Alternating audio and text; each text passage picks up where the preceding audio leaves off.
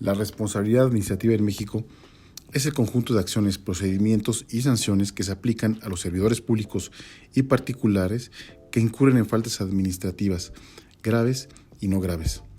El marco legal en el que está regulado esto es la Constitución Política de los Estados Unidos Mexicanos en el artículo 109, y de ahí surge la Ley General de Responsabilidades Administrativas.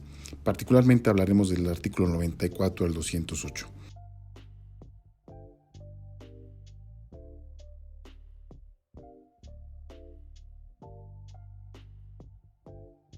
Ingresa al enlace en el video, que también te llegará por correo, e interactúa con la actividad tal y como se muestra en el video.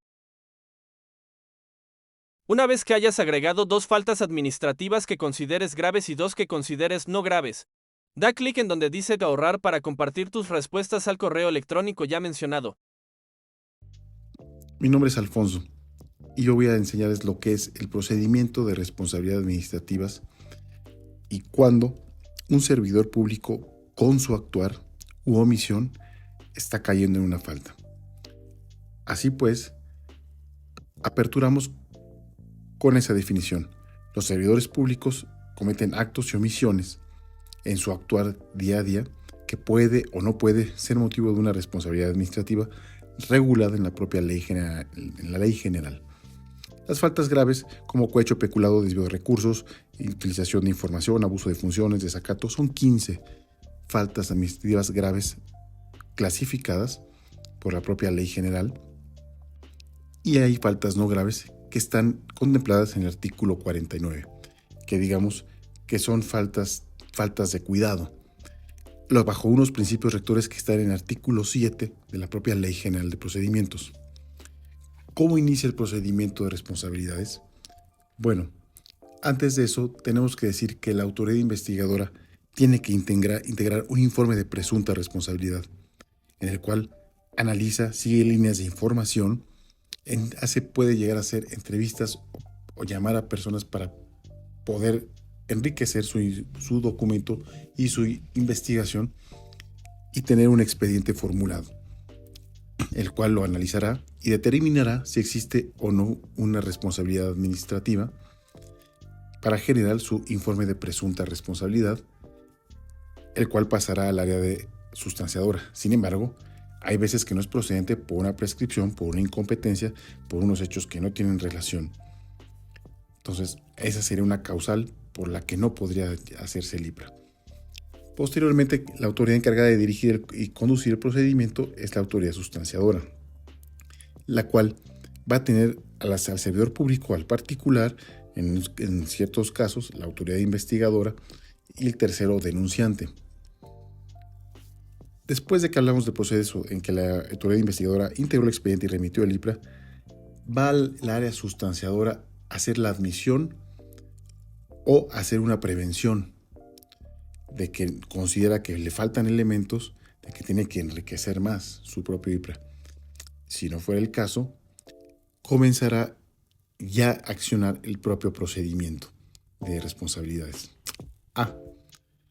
Acaba de agregar que el informe de presunta responsabilidad administrativa tiene que contar con la calificación de si es grave o no grave, así como los elementos que debe contener el propio IPRA: el nombre de la autoridad, el domicilio de la autoridad, los autorizados, el nombre y domicilio del presunto responsable, la narración lógica de los hechos, la infracción que se imputa, las pruebas con las que se tiene y las medidas cautelares, si es que hay o no hay.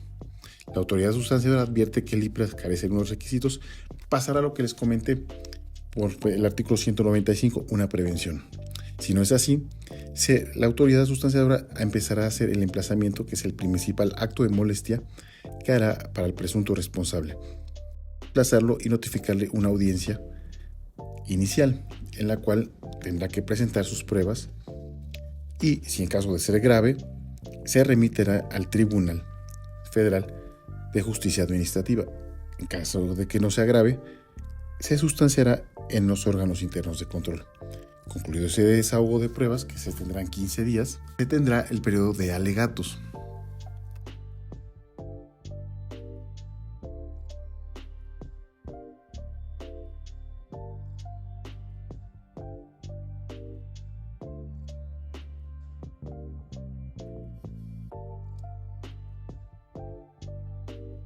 para posteriormente emitir una resolución, el cual tiene que contener los elementos del artículo 207 de la propia Ley General, que básicamente es una estructura de resolución en la cual habrá resultandos, considerandos, que hará un análisis lógico-jurídico para determinar la responsabilidad administrativa, si es que la hubiera, con todos los requisitos bien precisados.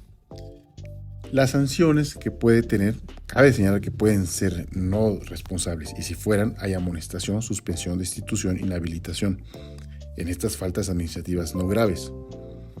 Posteriormente, puede también tener en faltas graves las mismas sanciones: suspensión, destitución, sanción económica, inhabilitación, que el tribunal así lo considera.